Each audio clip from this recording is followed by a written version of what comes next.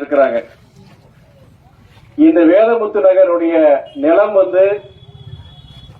இங்க தாத்தா வையாபுரி நாயக்கர் தானமா கொடுத்த நிலம். இந்த நிலம், இந்த வீடுகள் இருக்கிற நிலம் பொறுத்த வரைக்கும் தானமா கொடுக்கிற நிலம். அதுக்கப்புறம் தலைவர் வைகோ அவங்க இந்த யூனியன் சேர்மனா இருக்கும்போது அரசாங்க நிதியை பெற்று இந்த காலனி, இந்த வீடுகள் எல்லாம் கட்டி கொடுத்தாங்க.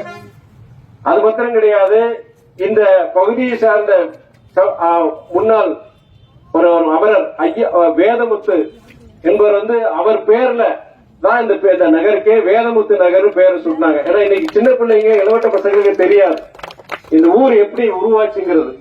தலைவர் இன்னைக்கு தாத்தா இன்னைக்கு அந்த நிலத்தை தானமா கொடுத்து தலைவர் சேர்மனா இருக்கும் போது அரசு நிதியை பெற்று இந்த காலனி வீட கட்டி கொடுத்திருக்கிறாங்க.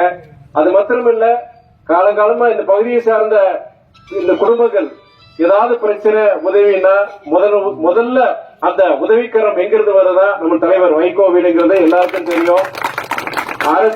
அரசியல் ஜாதி மதத்துக்கு அப்பாற்பட்டு ஒரு உறவோடு இருக்கின்ற ஒரு நம்ம குடும்பம்னா நம்மளுடைய குடும்பங்கள் தான். நம்ம ஐயா வைகோ குடும்பமா இருக்கட்டும், இங்க இருக்கிற குடும்பங்களா இருக்கட்டும், என்னைக்கும் இந்த வேதமுத்து நகரங்கிறது ஐயா தலைவர் வைகோக்கு இதயத்தில் குடியிருக்கும் ஒரு ஊராக நம்ம பார்க்க முடியும். இந்த ஊருக்கு இன்னைக்கு அனைத்து வீடுகளுக்கும் வீட்டு